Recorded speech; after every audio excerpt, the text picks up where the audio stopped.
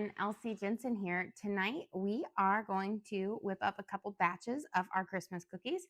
Earlier today we made our pepparkakor dough, which is our Swedish gingerbread cookies, and we're going to whip up some peanut butter cookies, kind of a base, and then we're going to do peanut butter M&M, like peanut butter M&M, so super peanut butter cookies, some fluffernutters and some peanut butter blossoms, and then we're going to bake up the rest of our sparkling molasses and our butter dreams on here. So let's get our dough going for our peanut butter base here. So we're going to start by adding in a cup of butter, so that's 2 sticks of butter, and we're going to do them in our little mixer here. Makes it go a little bit faster than a hand mixer. And I will say this is my favorite peanut butter cookie base. It's just so delicious. I feel like it's just, I feel like a lot of peanut butter cookies are really dry. This one is delicious and is full of peanut butter flavor, and the brown sugar just really complements them. So we have a cup of peanut butter, and we're going to add in we have a cup of butter in there. We're going to add in a cup of peanut butter. So you kind of have equal parts. And I just eyeball what my cup of peanut butter is going to look like. It's okay if you're a little off. It's not the end of the world. But it's much easier than trying to scoop it out into a dish and measure it. So we've got about a half cup there. And we'll do a little bit more for safe measure. Okay, so we've got about a cup of our creamy peanut butter in there. You want to use like a good peanut butter, not like a healthy one, I should say. So, Jif, whatever's Peter Pan, Skippy, any of those work. Just not the healthy ones. Let's get this on. We're going to cream them together real quick.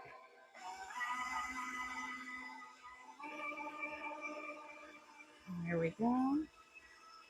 And you just want to make sure that the butter gets mixed into the peanut butter well, so that it all mixes in well. So I'm just going through and I'm going to push it all down, and it's going to make like a super creamy peanut butter. And you want creamy peanut butter. You don't want to use a crunchy peanut butter. And again, no healthy peanut butters.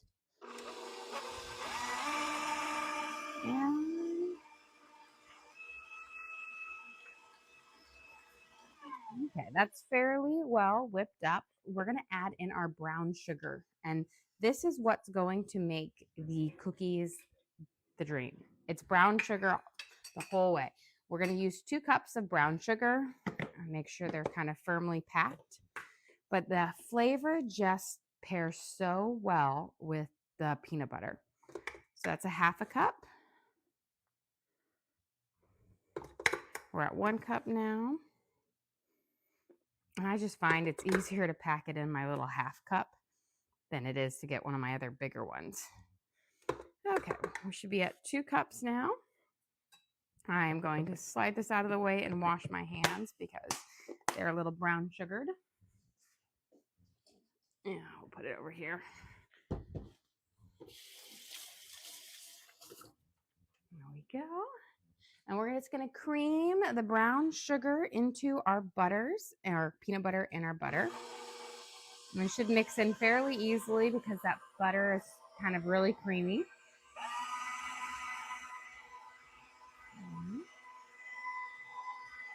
And then you just want to take with your spatula again and then just press down on the sides so that you don't have any peanut butter or butter stuck that doesn't get mixed in.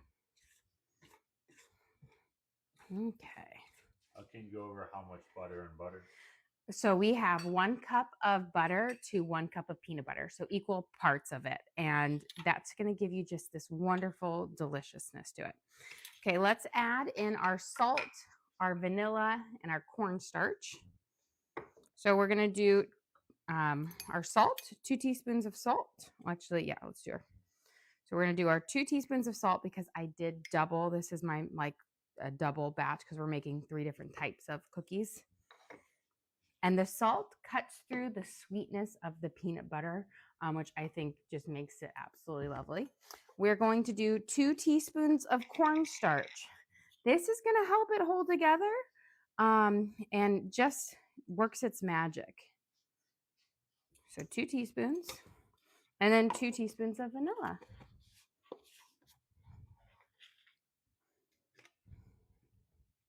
And then we're going to add in our eggs.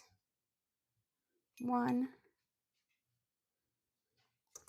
2, and then we're going to add 2 eggs. It seems like there's 2 of everything in this. So 1 and 2. And then we'll let them cream together.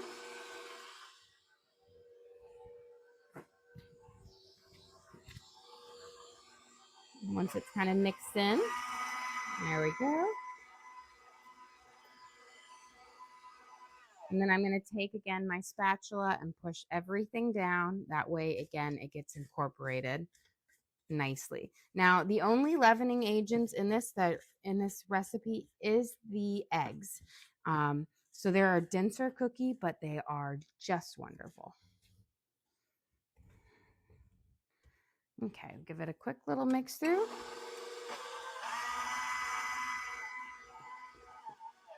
And now we're going to add in our flour, and we're going to add in 3 cups of all-purpose flour. And that will be the base of these cookies. And then we're going to kind of do a couple little different things throughout to make 3 different types of cookies from them. Okay. We've got 1,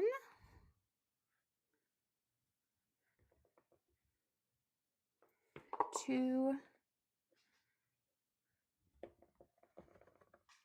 and 3. And then we'll kind of cream this into our peanut butter, butter, and sugar mixture. I'm going to move this over for when we roll out our pepparkakor. And this is going to be a nice thick dough. There. Move it up a bit. Beautiful.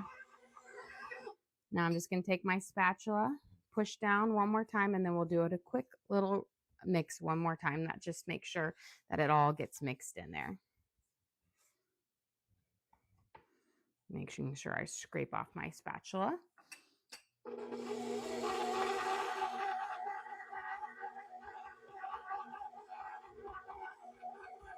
And voila, we have the best but simple peanut butter cookie base. And this is going to give you just all peanut butter and deliciousness. No dry cookie here, because I feel like peanut butter cookies can get very dry. This one stays nice and moist and is just so good.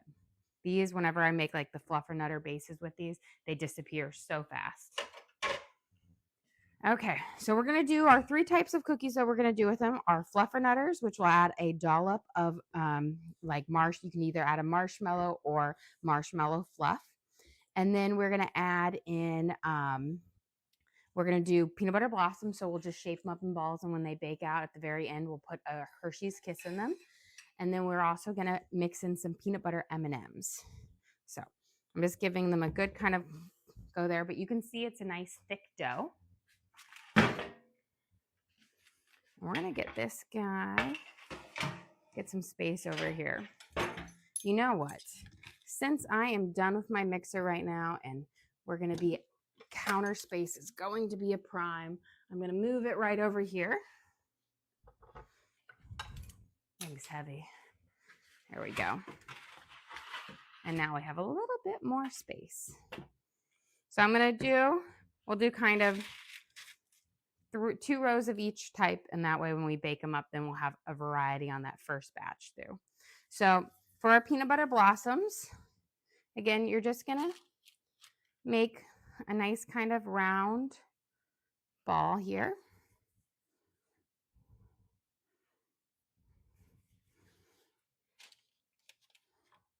And they'll flatten out, but they're not gonna flatten out like a whole lot, so you don't have to worry about them running too much.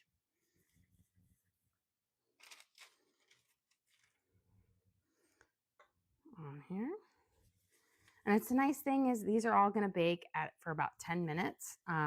When this time period, so at 350. So it's nice you can actually bake up 3 batches of different cookies right at the same time. Yeah. And again, a little like ping pong ball size, or gumball, I should say. These are more like a gumball than a ping pong ball. Now it is I will say the dough is more dry than a regular cookie dough, but less dry than a shortbread. So it's kind of like mixture in between. And that's because there isn't, a whole lot of added liquid into it. But that peanut butter in there and the regular butter just makes it so creamy and delicious. Okay, so these will be for our peanut butter blossoms. So at the end, after they're done baking, we'll press a Hershey Kiss in them. Now for our next ones, we are going to start out with the same thing, but then we're going to make a little thumbprint in them, put a little dollop of marshmallow fluff in it, and then kind of pinch it up around the edges. So essentially making the same little balls again for that base. And where can they find the recipe? So we will upload our live onto the link on our page, so you can always go and rewatch it and bake along with me.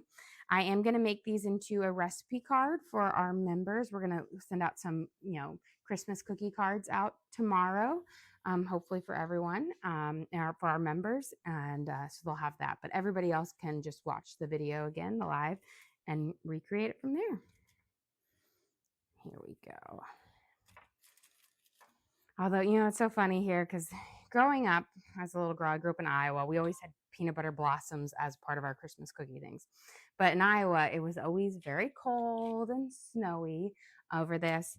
We are rocking a heat wave right now, and it's going to be 70, like 3 degrees for Christmas here, which I am not a fan of, because to me, I wish we had snow on the ground and it was cold, or at least cold. I could be without snow, but at least if it was cold, it would be nice.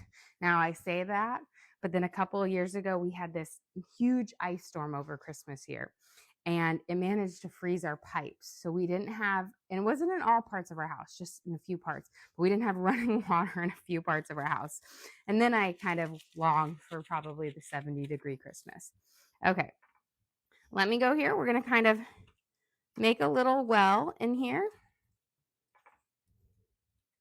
And then we're going to go through, we'll put a little dollop in, and then we'll kind of pinch it around. Now you can always do like a little marshmallow in here if you want to, or you can do marshmallow fluff.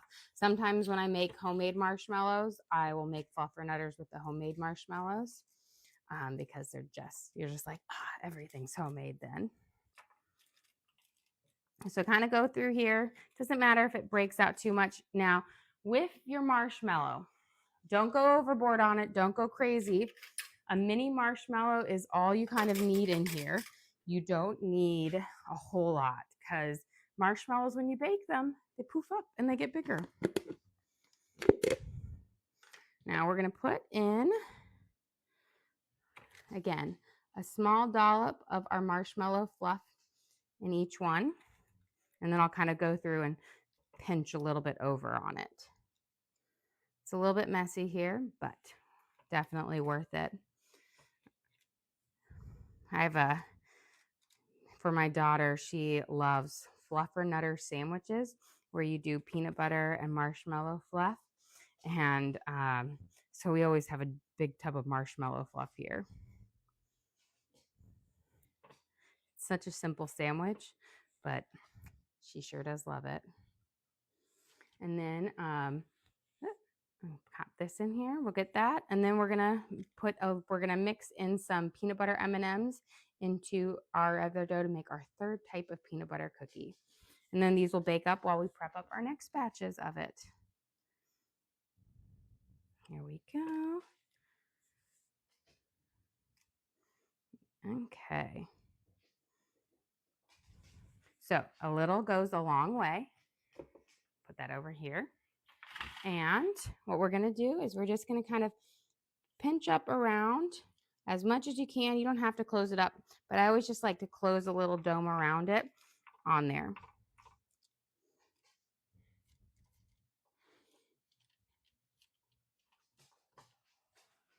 Okay, let me wash my hands. Okay. And we're gonna do our peanut butter M&Ms now. Now I'm not gonna mix it all because I'm gonna make more batches for all these. So I'm gonna grab a little bowl to mix them in because I still want plenty of cookie dough to make some more fluffernutters and peanut butter blossoms on there. But we're gonna start with, it should be good. Grab a handful more of this. Judy sent you again. Well, thank you, Judy. We appreciate that. Okay, so we've got our peanut butter base. We're gonna add in Christmas peanut butter M&Ms. You could do regular M&Ms or even chocolate chips if you want. But if you have Christmas peanut butter M&Ms, peanut butter M&Ms and a peanut butter cookie sounds pretty fantastic to me. So we're gonna add in a good about, and we'll hand mix it in because I'll be quicker that way. I was hoping that my kids hadn't found my peanut butter M&M stash because I refill. We always have over the holidays. I always have like little candy dishes out, and the peanut butter M&M bowl always is empty. It's empty right now, so I'm going to refill it. You know, the other candies last a little bit longer, but not the peanut butter M&Ms. But I keep them hidden so that my kids don't just take them all the time and eat just all of them right there. And so, but sometimes I don't hide them well enough and they come and find them. But they were still hidden well. Okay, we're just gonna kind of put them in here and then we'll put them right here on there. And I would say for these cookies, I try to get like 3 to 4 peanut butter M&Ms per cookie.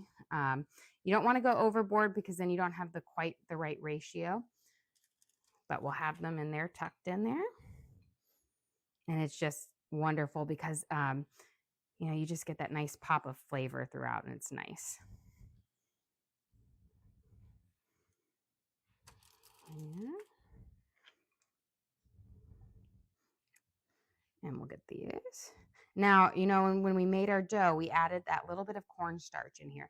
That cornstarch just acts as a way to like hold it together while still giving it a really great texture. So it just makes it from being like a little bit too runny because peanut butter is looser than butter. Let's grab and pop some M&Ms in here. And then we can get these baking up in our oven.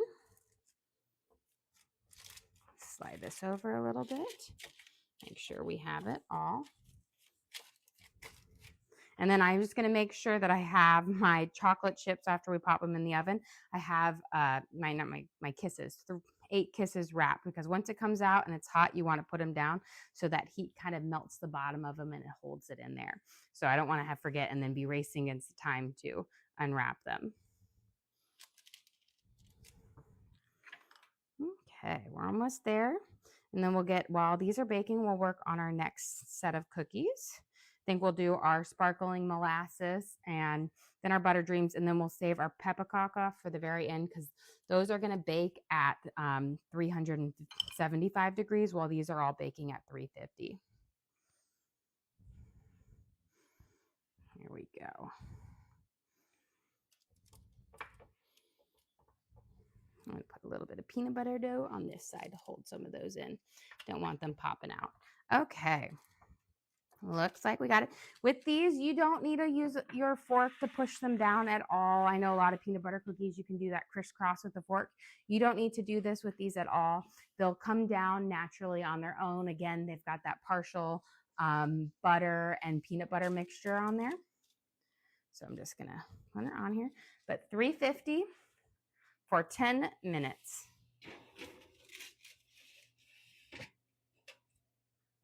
And I'll set my timer. I'm going to set my timer from 9 minutes and 30 seconds. That way I will remember to go over here. We have our Tomten houses out here. While we did bake up 6 Tomten houses, Jack, our lovely Jack, when nobody was looking, he took a whole house and he happened to find the house that had the actual Tomte in it. So I had to secretly hide it underneath one of them again so that we'd have it. Luckily, we have 5 kids, so it was just the spare. You know, knowing Jack, it was always good to have a spare, but all of a sudden we look around and he had a whole Tomte house in his mouth and he was just eating it away, enjoying himself with a smile on his face, and he knew he was being very naughty. It's just so funny how he is. He enjoys being a troublemaker. Okay, let's set this dough over here. Let's get on. We'll do our butter dreams after this, but let's do our sparkling molasses cookies. We whipped this dough up the other day, and remember we baked half of it, and then we left the other half for this. And this is what's so nice about chilled cookie doughs is you can bake up half, and then you have a fresh batch of cookies, and then like 2 to 3 days later, you can bake up the other half and have another batch of fresh cookies. And you get the same result, which is really, really nice. I want a smaller spoon. So we're going to scoop out our dough. You don't need to go very big on it. And we're going to roll it into a ball. And then what makes the sparkling molasses part of these is then you take them and you're going to roll it through sugar. And they kind of sparkle a little bit when they bake up because of that sugar. Now, they don't need a whole lot of room to spread out. They'll flatten out a little bit, but they are just wonderful. And so I'm going to roll a couple of them at a time. Then we'll go in there. But the dough needs to be chill. Otherwise, they run out a bit too much. So you always got to make sure you chill your dough. But the nice thing is you can enjoy fresh sparkling molasses cookies more than once. And these are a chewy cookie. They're not a ginger snap. They're not crunchy. They're chewy. They have about a 1/4 cup of molasses in it, and then a teaspoon of cinnamon, like a half a teaspoon of ginger, half a teaspoon of allspice. So they're just a really lovely cookie. But that dark color is from the molasses, which gives you that kind of just that nice flavoring to it, which is different. So when we made our pepparkakor today, and I was, you use dark corn syrup, which is something I rarely ever use. I only ever use dark corn syrup one time a year, and that's to make our pepparkakor dough. And it helps give it a nice dark color as well. And that dough, so if you were with us during our little dinner time stream, we whipped up our dough. And what's unique about that dough is you actually cook part of it over the stove. You melt the butter and the sugars together, and then you kind of have that residual heat in your Dutch oven, and then you add those spices, and it allows those flavors to come out a little bit more, and it kind of incorporates it. And then you let it sit for minimum of 8 hours, or you can have it sit overnight. And then you roll out your dough paper like really thin, and you bake it up. And the nice thing about those cookies is they bake up fast. 5 minutes at 375, and they're done. And those are nice kind of thin, crisp spice cookies. Let's get this. We'll just grab balls, and that way we can go a little bit faster on there. My goal is to have this tray to go in when the next one comes out. We'll see if I can beat the little buzzer on that one. And then we'll do our butter dreams. I made sure to set my butter dream dough out a little bit sooner than last time, because butter dreams, they're like a shortbread base, and you chill that dough, but you then need to let that dough just warm up for about 10 or so minutes so that you can roll it. Diamond sent you. Well, thank you, Diamond. We appreciate that. Now, I was going to say, these cookies, these are funny. So my 10-year-old daughter, she's kind of my picky eater. And she announced when I made this, she's like, oh, these are my absolute favorite cookies. And I would have never guessed in a million years that these were going to be her favorite cookies. Because, I should have guessed that, because she always likes the weirder things, the different things. She's the kid who, if you tell her she's having a salad, it's like the happiest thing ever. I remember my brother took her to a Preds game last year, and he made a joke that, oh, you're getting a salad for dinner. And she was like, yay. And he was like, I thought she was going to be upset when I said that. And then she was upset that there wasn't actually a salad that you could buy from the concession stands. And I was like, yeah, that girl loves salads. Yeah, question. Are these ginger cookies? These are sparkling molasses cookies. They do have about a half a teaspoon of dried ginger in them. But they have, a 1/4 cup of molasses, cinnamon, allspice. So they have a kind of a nice group of spices in there. So not like a ginger snap. They have not quite the bite that a ginger snap has, that has a good amount of ginger in it. that gives you that spiciness to it. So these are more like a very mellow ginger snap, which I think why I like them better, because they're not as strong. And then if you love molasses, these just have such a nice flavor because of that. Now, I feel like molasses is definitely one of those like spices. It's not really spice, but it's one of those flavor profiles that you either love it or you hate it, because it's really distinct. You know exactly whenever I can taste molasses, I know exactly it's there. And it's funny because when I was younger, I did not like molasses at all, but now I absolutely love molasses, and like a molasses bran muffin. Oh, those things are so good. And these cookies. So I feel like it's such a stronger, distinct flavor that I think you like more the older you get. Okay, let's roll these guys. And then I feel like I'm gonna make it and be ready to pop these in when we take out our next set of cookies. And then we'll work on our butter dreams and then our pepperkakor. Okay, roll these up. I think I have enough to make 2 more.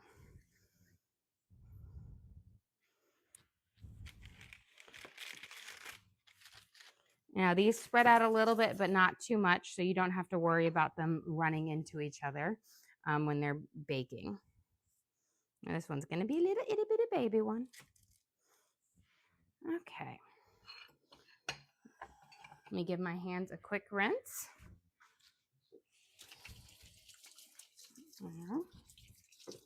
And while we're waiting, because it looks like 2 minutes, I like rock these out so fast. Let's start prepping up on our butter dreams. We're going to get our maraschino cherries cut in half, so that when we roll these out, we can get them on there. And then we'll have our pepperkakor. So we'll have a good amount of waiting here. The nice thing about making butter dreams right now, and I would typically only make these around the holidays, is my oldest daughter is really into Shirley Temples right now, which is like the cherry and the cherry juice mixed with Sprite. And I have lots of cherries that I need to use because she's like taken all of the cherry juice out of here. I told her, I'm like, you got to eat the cherries too. Can't just steal all the juice. Okay, we're going to cut them in half. Because I make my butter dreams really small, and that way you get a good amount of cherry to shortbread, and the cherry juice inside helps keep that shortbread like a little bit more moist, because shortbread, can be kind of dry, but really, really lovely. Okay, that should be enough for that. We just have a little bit of our shortbread cookie dough left. This is a very, very simple dough. It simply is made from butter, sugar, flour, and vanilla. So a cup of butter, a teaspoon of vanilla, a half a cup of sugar, and about 2 cups of flour. And that's all there is in this dough. So very simple dough. It's a shortbread, not super sweet, but that maraschino cherry, which is very sweet, adds a nice little extra sweetness to it. And I feel like this is just like your 1950s cookie. You have a question. How do you freeze or store the leftover dough? So if I'm going to be using it in like 2 to 3 days, I will just cover it with plastic wrap. Make sure that the whole top of the dough is covered with it so that it doesn't get any air exposure to it. You can always wrap it up tightly, put it in a Ziploc baggie, and pop it in your freezer as well, if you want to store it for a bit longer. Now, if you're going to freeze your dough, you do need to let it kind of come down in temperature so it's not so hot or cold when you are working with it, because frozen dough would be essentially impossible to shape. A look at our beautiful peanut butter cookies here. And then we're going to come and, you know what I forgot to do? Unwrap my kisses, but we've got enough time. I'll get them in there pretty quick. But look how gorgeous and delicious these are looking. We'll just put them right here for right now. And I'm going to get my 8 kisses wrapped. But, I'm going to slide these in the oven real quick before we do that because I want them to start baking. These are going to bake for 8.5 minutes at 350 degrees. So I'm going to pop these in there. I meant to bring them. Sidetracked. Let me set my timer I'll do it for 8 minutes, so I have 30 seconds to get over there. Okay, I've got my Hershey's Kisses here. So up here we've got our Peanut Butter M&M cookies with peanut butter M&Ms. Too many peanut butters in there. Our Fluffernutters, you see how that marshmallow fluff pops up, so you don't want to go overboard on it. We're going to take our blossom and we're going to gently push it in. It's going to cause it to crack a little bit, but it will firm right back up. But that's kind of what a blossom does. Beautiful. And you see how it pushes it down, so you don't want to flatten it out with a fork beforehand, because then you'll have funky little lines in it. But you need to push it in here while it's hot. When I was a kid, I used to think that you put the Hershey Kisses in first with the oven, and I was like, how does the Hershey Kiss not melt? It wasn't until I was older that I realized that you pushed it in on top afterwards. But you have your just perfect little peanut butter blossoms here. Beautiful. And I remember my job was always helping my aunt to unwrap the kisses. And I love that because that meant I got to steal some kisses as a kid. And when she would make them, she'd make like 100 peanut butter blossoms. So it was a lot of cookies or Hershey Kisses to wrap at a time. There we go. We'll let these sit for about 5 minutes before we transfer them off. But we got our first kind of round of cookies here going. I'm going to start finishing up on our ones, but again, we have our peanut butter M&M cookies, our Fluffernutters, which are peanut butter and marshmallow, and then the good old classic peanut butter blossoms. Here, I'm going to roll this out, and you know what? I can actually get this. We can put this on a small one to pop in our oven.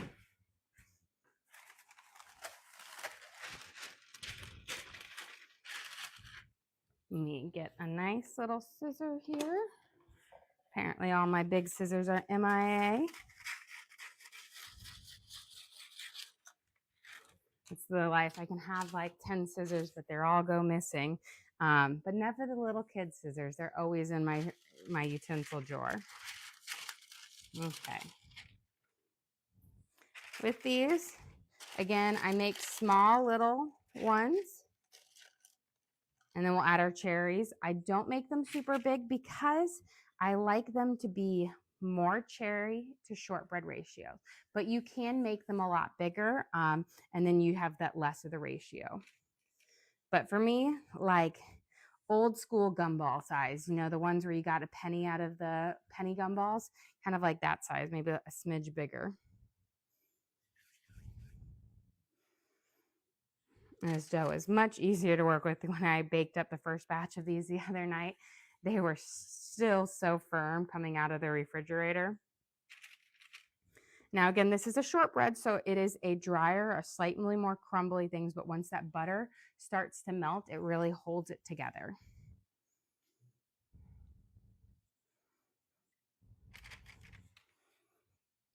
And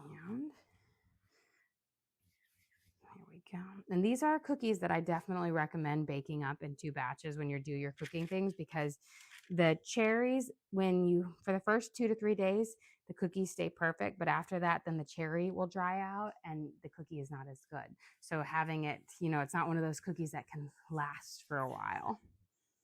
Although these rarely make it past day 2 in our house. These are my husband's favorite cookies. And when my father-in-law comes, these are one of his favorite cookies as well. So they disappear really fast. Okay, just a few more. I'm always surprised at how many I can get out of this. Put a little pinch more on that one. I think I got 3 more, so I can make 1 more row.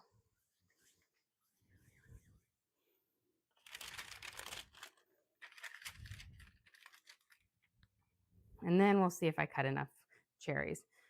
It's always nice when you cut the perfect amount and you're like, I knew I was going to make that many. Question. What's your favorite cookie? My favorite cookie would probably be, I think that's kind of a tie. I love the Fluffernutter, which is the peanut butter and marshmallow, but only mine. when I say that, because most people, their peanut butter cookie is very dry. Like a bakery, if you get it from bakery, it's never right. But I like this one. And then I love the Swedish Pepparkakor, which we're going to be baking up soon, because they're just the cookie that I always had growing up. When I tell you, we would make over 1,000 of them. We would, all of my siblings and I. So I have 6 full siblings, and then I have 3 half on top of that. But my 6 full siblings and I, so the 7 of us, and my mom and my aunts, every year right after Thanksgiving, a couple days after, we would spend a whole day baking up pepperkakor. So rolling them out and, cutting the shapes out and placing them on and then baking them. And they're thin spice cookies, and they last forever. They get better with age. They're cookies that will last over a month in just an airtight container. And it just always reminds me of the holidays. So we're going to just tuck our little half of our cherry into our shortbread cookie here. There we go. And I like, these are the jumbo maraschino cherries, which again gives you a bit more cherry as well, which I love. Almost perfect here. I have 3 halves left. Look at that. I don't know how I have 3 halves left, but I do. Okay, let me wash my hands. We got about a minute on there, but while we're doing that, I know I realized that after I said that. That was my quick counting, and then I was like, I cut an odd number and not an even number. It just lined up so perfectly. I just thought it was even.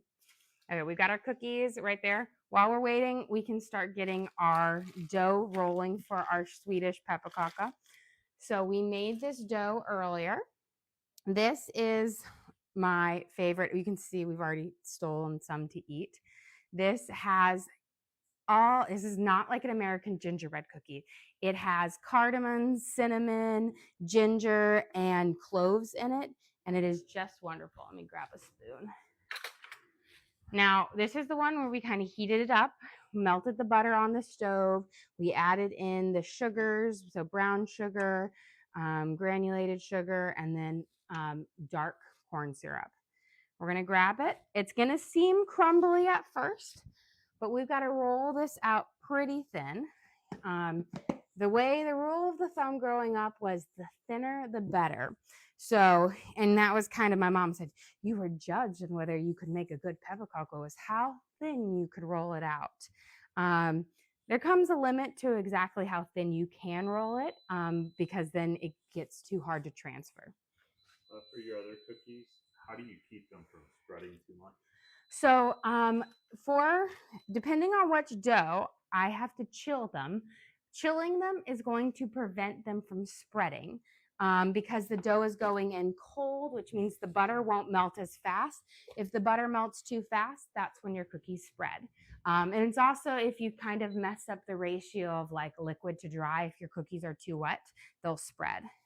So these are my sparkling molasses cookies, and they are a chilled dough. And you see how they don't spread out. They're just perfect little brown orbs of deliciousness. I'm going to put my little butter dreams in here. And these can bake between 10 and 12 minutes, just depending on how many times you're opening up your oven. So I'm going to put them in here for 10 minutes, and we'll see. But look at these gorgeous cookies. They've got a little shimmer and shine to them from the sugar. If you want an even more shine on them, then use decorating sugar. But I'm like the person who, I have regular sugar, not always decorating sugar. So that's what we use. But they have the nice flavor of the cloves and ginger and cinnamon in them. And they're just so lovely and delicious. And these, again, those are Evie's kind of favorite cookie. They're but not as spicy as a ginger snap. They look a lot like them, but you get a little bit more of that molasses flavor than you do a true ginger snap, which is pretty spicy because of all the ginger in it. Okay, we're going to take our dough here and we're going to roll it out. Again, it's going to seem crumbly at first, but the thinner you roll it, the more it holds together. And when I say thin, it's going to be thin.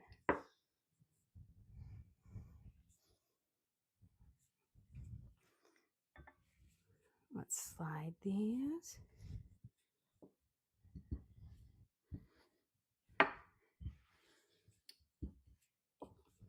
And it's actually much easier to roll out than, say, a pie crust. Pie crust is a lot more firm because this one isn't really cold.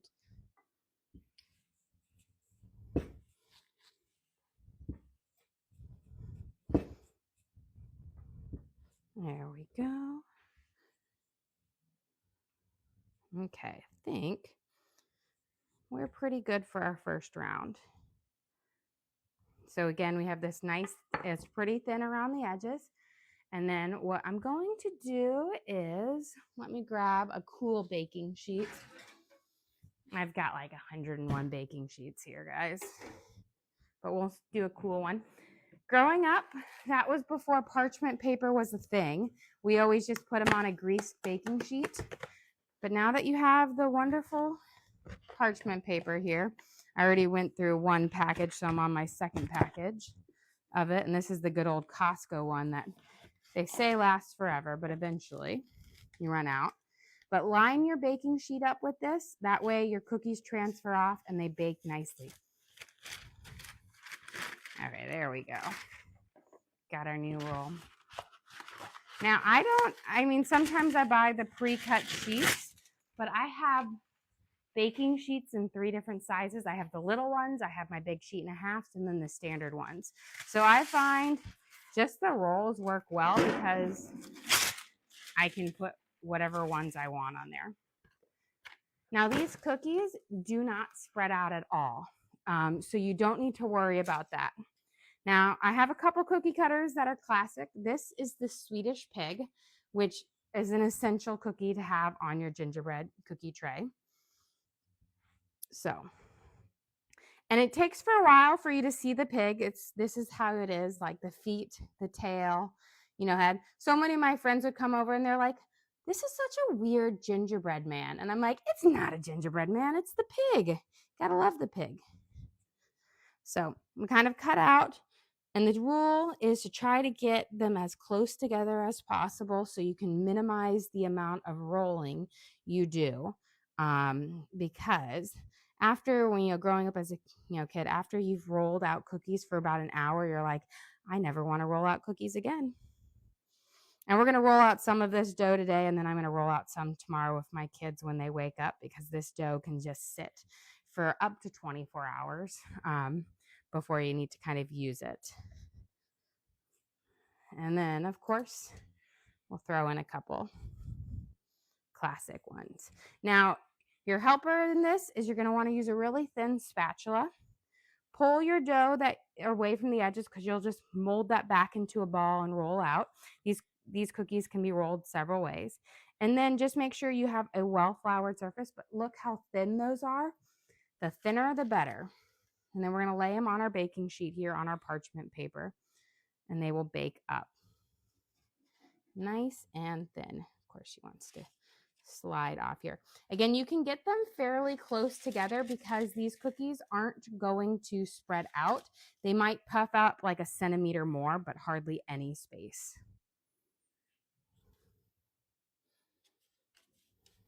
And I say, I feel like my grandfather would be proud of how thin these cookies are.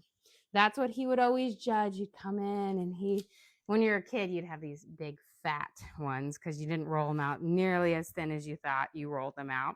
And those cookies don't crisp up quite as nice. The thinner, they get more of that crispness to them. And he would always be like, could be thinner. But these are pretty darn good.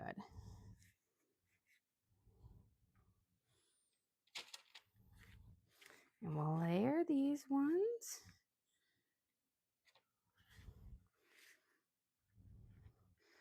So you can see how we roll out, and we barely even got one tray filled up. We'll get our next one rolling out. I'm going to see if I'm going to get a big glob of dough, because I have one of these guys, which is supposed to be I can get like 20 cookies out of it with less work. Sometimes it works out well. Sometimes it's like a disaster.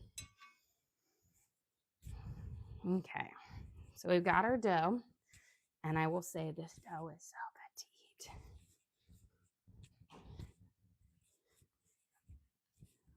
You have a question. So is this a hard cookie? It is a crisp cookie, yes. So it's like a nice way I like to call them are like spiced crisp cookies. Like they're a very thin cookie. I feel like you can buy a version of this here. It's called like Anna's Pepparkakor or Anna's Spiced Cookie, which are like thin ones. But I know our grocery store and like the World Market has them. They're not as good because you're always impartial to your family's recipe. And so those are very similar to them, but yes, like a really thin, crisp cookie. They're not chewy, they're really paper thin. So that's what makes them so delicious. And the dough is like it's a kind of like a slightly drier dough, but that's part of it is because you've kind of cooked it already, with the melted butter, and that allows those spices to really come out. Otherwise, they're not as fragrant because these only bake in the oven for 5 minutes. And with spices, the more heat they get, the more flavor comes out. And so pre-cooking them in that butter and sugar allows them to really get the full flavor in. Here we go. And that's one thing that's also really nice about these cookies is they get better with age. I say they're really great, right away, but about 2 weeks later, they are really crispy and they've mellowed. So they're really nice. Okay, let's see. And these are not like American gingerbread cookies. Like I always called them Swedish gingerbread cookies, but you don't decorate them. You just leave them kind of as is. Oh, look at that. I got enough to kind of push in here. Okay. We'll see if I've got enough strength to push it all down in all the areas.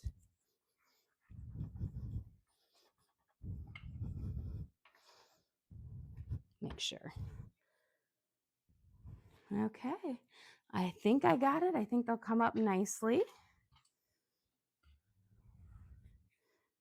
So then just peel away, but don't get rid of it because this is all dough that you can roll back out because this dough is very, very forgiving. You need a lightly floured surface, but it can take that flour. Little surgery.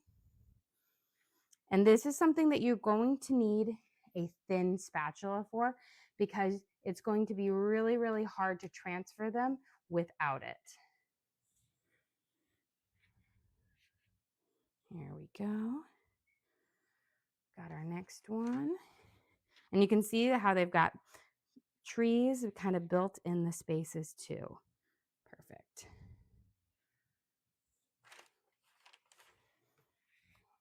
And then before we can pop these in the oven, these we bake at 375, so a little bit warmer, hotter, but they need to cook a little bit faster and a little bit higher because you want them to get nice and crisp. So you need that butter.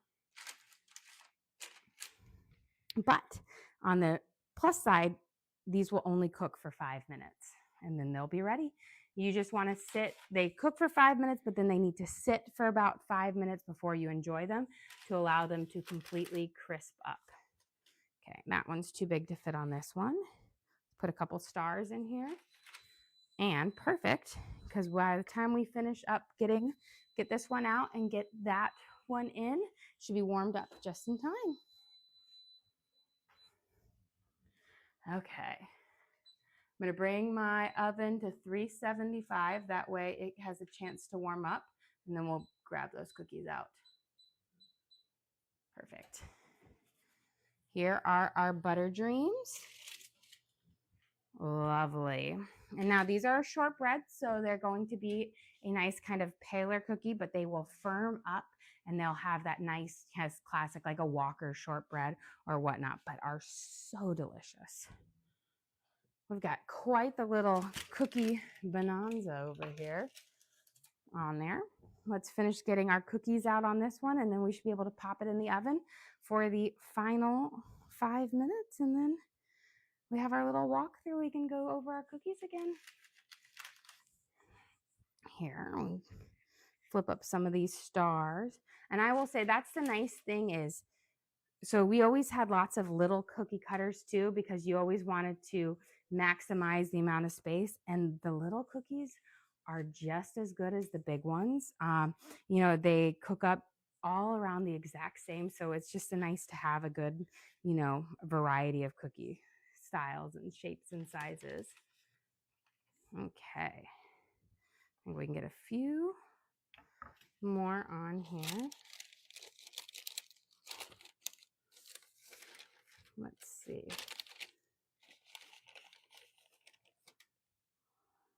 I don't think I can get any more. We can get one more star, maybe a little diamonds. There we go. Okay. Let me see what our cookie temperature is at right now. Okay, almost there. Why don't we, while we wait, once we hear the beep, we'll know it's ready. Let's take these guys off to let their final resting. They've waited about 5 minutes, which means they are ready to kind of cool off here. So we can start sliding these guys. But look, here's our little peanut butter M&M ones. They've got this nice, again, golden brown color on the outside, which will be delicious. And then we're going to add, we'll get our Fluffernutters going, which again, you have just this nice kind of golden brown color to it. And I like to make, for the holidays, I make my cookies all a little bit smaller so that you can enjoy multiple flavors without having to indulge in so many size cookies. But these cookies can all be made a little bit bigger. Okay, perfect timing. Let's go get our tray in, baking up. Again, these are going to bake up super fast. That's what's great about them is 5 minutes. And so when you have all of your kids rolling them out and putting them out, you're just constantly like going in and out of the oven. So 375, 5 minutes. Now, if you're doing double layers, that bottom layer needs always about a minute more. Put my timer in. And so essentially you take the top one out, you move one up, and that way that bottom one gets a little bit of that top heat and it kind of always cooks up nicely. Okay, and now let's get our peanut butter blossoms on here. And we've got our nice, good little melted, perfect. And these, you don't want to eat them until that Hershey Kiss on the top has firmed up, but it has melted into the cookie, so it will stay there nicely. Beautiful. And the nice part is now I have another baking sheet that I can use for my pepparkakor. And then our sparkling molasses cookies here are a chewy cookie. Look at this. They've got a nice kind of golden brown touch on them, but they are a very chewy cookie, not a dry, not a crisp, but a chewy cookie, which makes them even better. They're just so delicious. I'm going to shake off these peanut butter crumbs. With parchment paper, you can reuse it. I have found about like 5 or 6 times before it gets a little too soaked with like the residual butter from the cookies, but you don't need to change it out between every cookie, which is nice because you can keep reusing it. But after about 5 rounds, it does need replacing. Well, that one needs a whole new surgery. Too much for me to fix. There we go. So we'll get our on here. And then some of the other shapes that we always do is I'll show you. We have the Swedish gingerbread man, which is a bit different than a traditional gingerbread man. So this is like the Swedish gingerbread man. And he has it's like he's wearing parachute pants. But we always had them, and I couldn't find there's a girl one too where she is wearing like a dress. But those were just always like the traditional ones we had as a kid. But definitely you always had the pigs. This is a Dalahästa, which is the Swedish horse. So it's like that they paint. And then of course we have our little reindeer as well. And this is kind of like the Swedish style reindeer. But these are, again, really good ones to fill up on your areas that you have little bits of dough so that you aren't wasting your rolling out. Now, the one thing I have found is bigger cookie cutters for this don't always translate as well because there is a more delicate cookie. And so when your cookie's really big, it's more likely to break. As I already lost this little Dada Hesta's leg. But as we always said growing up, surgery. Just need to get it close to it and then it will come back together. But again, the thinner the better with the cookie. And then classic hearts, circles, those are all just like a basic one that you can do that are really easy. And then snowflakes and whatnot. Okay, get these. We'll get a little bit, I'm gonna put this to go together. We'll roll it one out. And hopefully by the time we have this rolled out, we'll be able to take our last batch of cookies out of the oven so you can see how they look, their finished product on it. Again, that's a nice thing is these cookies take like no time to bake. So you can really whip up a whole bunch of them. And when I made our dough, it's not a very big batch of dough, but that batch of dough will probably make around 200 to 300 cookies. But again, like 5 cookies equal probably like 1 chocolate chip cookie because they're just so thin. And you don't want to roll them out thick because thick won't allow them to crisp up. So you really have to do them nice and thin, but the dough is not difficult to work with. And the flavors in here are cinnamon, cloves, ginger, and cardamom. And that cardamom, I think, gives it that unique flavor. And not all Swedish gingerbread cookies recipe have it, but ours always did growing up. So I really, I'm kind of gives it something a little extra special, but it has just a nice kind of very mild Christmas spice to it. It's not too strong. Okay, let's go grab these cookies out of the oven.